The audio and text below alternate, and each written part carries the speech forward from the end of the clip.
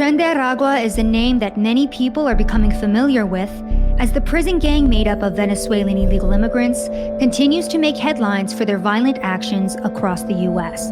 But where did this gang that is now being called MS-13 on steroids come from? And how have they been able to take over the United States? Tren de Aragua. Tren de Aragua. Tren de Aragua. Please tell us, all 10 here are members of Tren de Aragua, or TDA. Venezuela, a socialist country plagued by economic struggles, has seen 8 million people flee the country to escape widespread violence and poverty. And under the Biden administration, Venezuelans have been granted a temporary protected status that has been taken advantage of by many members of Tren de Aragua to gain unfettered access into the United States. Tren de Aragua, or TDA for short, originates from Aragua, Venezuela, and started in the Potranco prison back in 2012. It is the largest criminal organization in Venezuela with over 5,000 members, having been created after leveraging the chaos and lack of governance within the Venezuelan prison system. The gang, which is quickly becoming synonymous with murder, violence, robberies, and police shootings, has been pouring into the U.S. southern border after taking advantage of the temporary protected status given to Venezuelans, and also the lax border policies of the Biden-Harris administration that have allowed their members to pass undetected under the guise of seeking asylum. The gang was officially found to have established itself in the U.S. back in 2023, and ICE confirmed that the overwhelming majority of criminal Tren de Aragua members were in fact caught by Texas Border Patrol and ultimately released as a result of the current border policy. The crimes of TDA include drug trafficking, extortion, kidnapping, sex trafficking, murder, and even public executions. And within less than 1 year of their discovery within the US, they've already been tied to or suspected in 100 criminal cases across the country, including the takeover of entire apartment buildings, violent robberies, the shooting of police officers, and the murder of 22-year-old college student Laken Riley.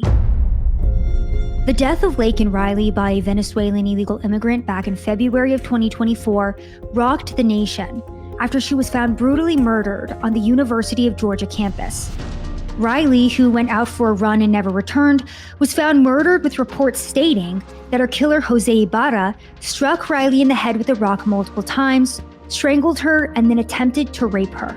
It has since been discovered that Ibarra was listed as an active member of Tren de Aragua, with 2 of his brothers also linked to the gang according to ICE and DHS. Ibarra has been indicted on 10 counts, including felony murder, kidnapping with bodily injury, aggravated assault with intent to rape, and aggravated battery. And while this case shook the nation, murder, violence, and a complete disregard for law enforcement are nothing new to TDA, who have recently given a green light to their members to attack and shoot police officers. The shooting of 2 New York police officers back in June showed the boldness of the gang after a TDA member began firing at police after the officers tried to stop him from driving the wrong way down the street. During his court appearance, the member shared that firing at police was a common practice back home in Venezuela, later claiming that his gun just went off, despite officers stating that the migrant did indeed reach for his gun, ultimately shooting one officer in the stomach and the other in the thigh. A recent investigative report has stated that over 400 TDA members are currently active throughout New York City, with over 75% of arrests in Midtown now being tied to migrants.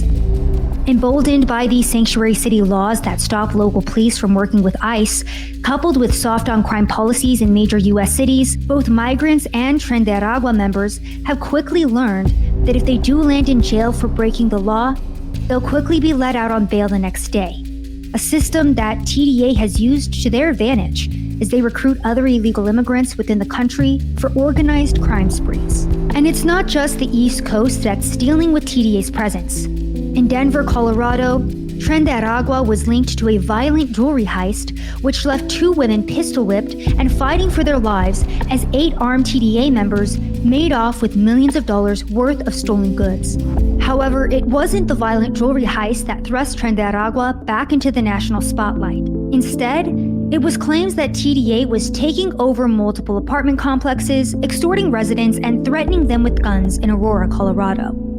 Security cam footage quickly went viral, showing armed migrants patrolling the halls of the Edge at Lowry apartments in Aurora. resulting in an uproar as Americans watched armed Venezuelans allegedly take over U.S. properties. You saw in Aurora, Colorado, a group of very tough young thugs from Venezuela taking over big areas, including buildings. I've been out here for several weeks, making contacts with our residents. I'm not saying that there's not gang members that don't live in this community, but what we're learning out here is that gang members have not taken over this complex. While the city of Aurora and even their own police chief tried to deny that the gang had taken over any apartments, tenants of both this apartment complex and others began coming out and sharing that they felt like prisoners in their own homes, with shootouts and residents being threatened with guns becoming a nightly occurrence. It's really like being held hostage. This is a bullet hole. She says neighbors fall asleep to gunfire, her car still damaged from an overnight shootout. She's called 911 so often, they know her by name. He said, ever considered leaving? If I could afford to leave, I wouldn't be there. The building's management says that the problem stems from gangs that have pretty much overrun the entire building and taken control of the building. Despite the city trying to downplay the presence of TDA, a slew of information on how bad the gang violence had gotten came to light. And just 1 week after Aurora made national news, a report about another apartment complex, the Whispering Pines apartment buildings, was released. A Colorado law firm did confirm that this complex had in fact been taken over by Tren de Aragua, with their report stating that the Venezuelan gang had a stranglehold on the apartments since 2023. And there was evidence that the gang was engaged in violent assaults, illegal firearms possession, extortion, and child prostitution, with TDA members going so far as to threaten and even attempt to kill members of the apartment management team. 10 TDA members have since been arrested by the Aurora Police Department in connection with the apartment building takeovers, but the gang is still running rampant. With just this week, a police source on the ground reaching out to us and sharing that a 13-year-old girl reported that she was kidnapped by 2 Venezuelans and forcibly taken to a nearby apartment complex after she was offered money in exchange for sexual acts and declined. And a 911 call out of Chicago recently painted a similar picture of problems surrounding apartments. 4 South King Drive, caller says 32 Venezuelans are trespassing the building, showing guns in the courtyard. Police never filed an official report, and local media has since tried to downplay the incident.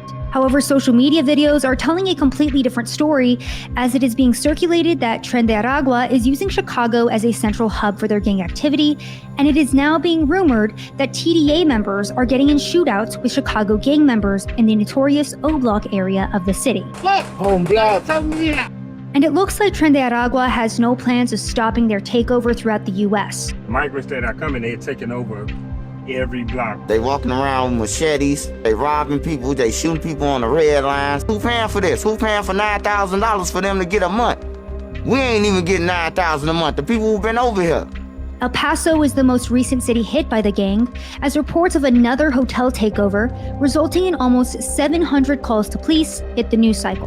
TDA was also tied to the rape of a woman in a small town in Wisconsin and the murder of a former police officer in Miami. Police reports state that TDA is also beginning to emerge in the suburbs of Dallas, Texas, as Governor Greg Abbott deems them a foreign terrorist organization, stating that they are indeed a growing threat. Many Americans have raised the alarm on this violent gang and continue to ask why they're not being stopped, either at the border or within the country. I arrested a double homicide suspect in this city before and let him walk out the door because we're a sanctuary city. We're not going to call ICE to come pick him up and deport him. With police and ICE officials issuing the harrowing warning that due to the non-existent border policies and sanctuary city laws, there's not much they can do to stop the violent takeover of the criminal Tren de Aragua prison gang. Even if he is legal here, we cannot call ICE. Okay, but you still have to report that, right? No, we don't. It's a sanctuary city. We do not report illegal undocumented. So you're gonna let a person who went to prison, he committed a crime in America, who's illegal right now, you're gonna let him go free right now? That's what I'm saying.